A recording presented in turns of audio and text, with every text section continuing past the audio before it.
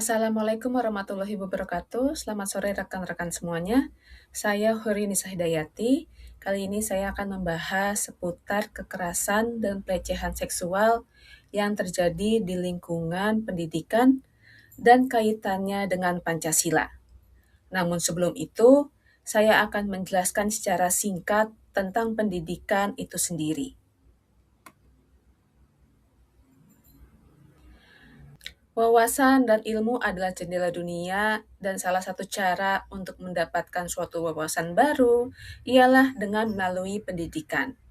Pengertian pendidikan itu sendiri adalah sebuah proses pembelajaran untuk mengembangkan potensi diri sendiri. Tidak hanya bertujuan untuk mengembangkan kecerdasan secara intelektual, namun juga membentuk karakter dan kepribadian yang baik sehingga mampu menjalani kehidupan bermasyarakat, berbangsa, serta bernegara. Pancasila sangat mendukung pendidikan. Dalam sila kedua disebutkan kemanusiaan yang adil dan beradab, dan hal ini dapat terwujud dengan adanya kemerataan pendidikan yang dapat dijangkau oleh setiap warga negara. Selain sila kedua, bukti bahwa negara sangat mendukung pendidikan terdapat dalam Undang-Undang Dasar Negara Republik Indonesia 1945, yakni diantaranya adalah pasal 28C yang berisi hak mengembangkan diri dan memperoleh pendidikan. Dan pasal 31 mengatur tentang pendidikan yang menegaskan bahwa pendidikan adalah hak setiap warga negara. Namun sayangnya, institusi dan lingkungan pendidikan tengah menghadapi isu yang serius, yaitu pelecehan yang terjadi di lingkungan pendidikan oleh beberapa oknum.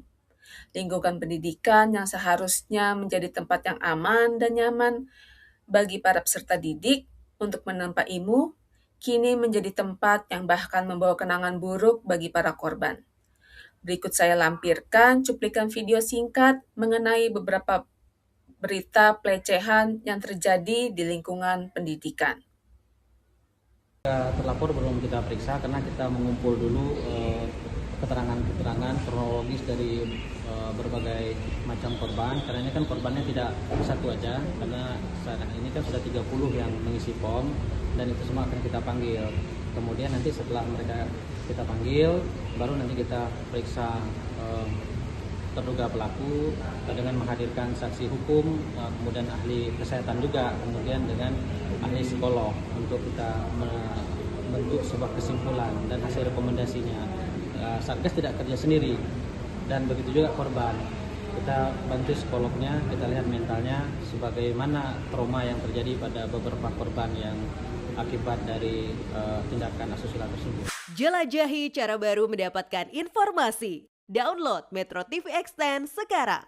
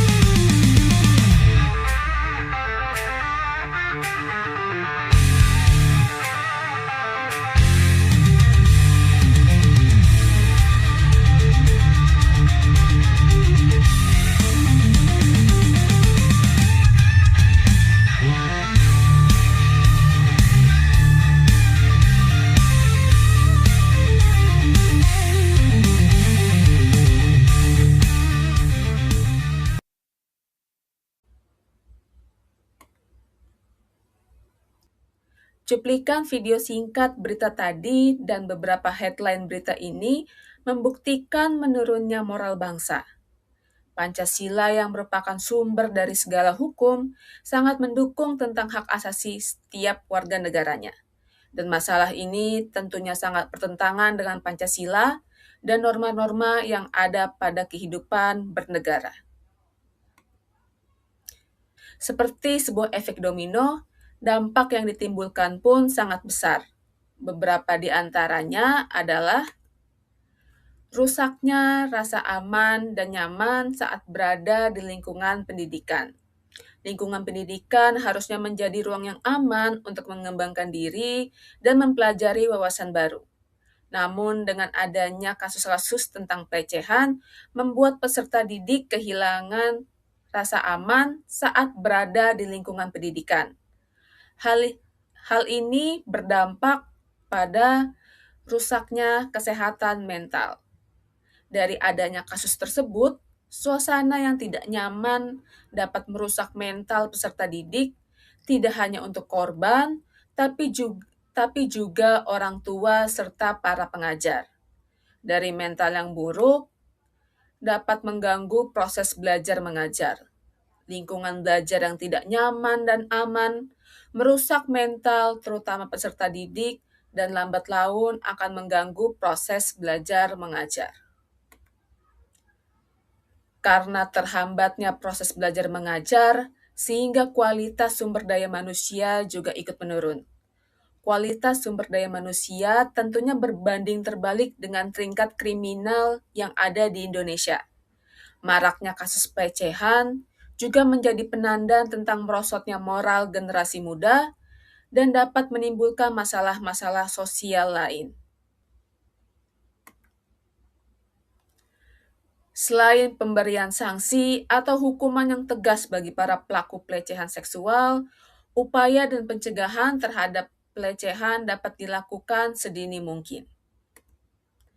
Yang pertama yaitu pendidikan sejak dini. Orang tua serta pihak sekolah harus bekerja sama dalam memberikan himbauan tentang pelecehan sejak dini. Orang tua juga wajib memberikan penyuluhan mengenai seks edukasi kepada anak-anak agar anak-anak tahu batasan-batasan privasi apa saja yang tidak boleh disentuh oleh orang lain. Lalu selanjutnya ada sosialisasi. Sosialisasi tidak hanya dari pihak orang tua, sosialisasi dari pihak sekolah juga dapat menjadi sebuah sarana agar anak-anak lebih mengetahui tentang macam-macam pelecehan seksual, dan selanjutnya yaitu membuat mekanisme pelaporan yang mudah dijangkau oleh korban, sehingga korban tidak merasa terpinggirkan atau tersudutkan. Lalu yang tidak kalah penting adalah membangun awareness masyarakat tentang pelecehan, tidak menormalisasi pelecehan, dan menghapus stigma negatif tentang korban pelecehan itu sendiri. Dapat melalui informasi terpadu atau sosialisasi melalui internet dan media sosial. Demikian pembahasan mengenai kasus-kasus kekerasan seksual dan kaitannya tentang Pancasila, berbangsa, dan bernegara. Berikut adalah referensi berita-berita yang saya kutip. Terima kasih telah menonton. Wassalamualaikum warahmatullahi wabarakatuh.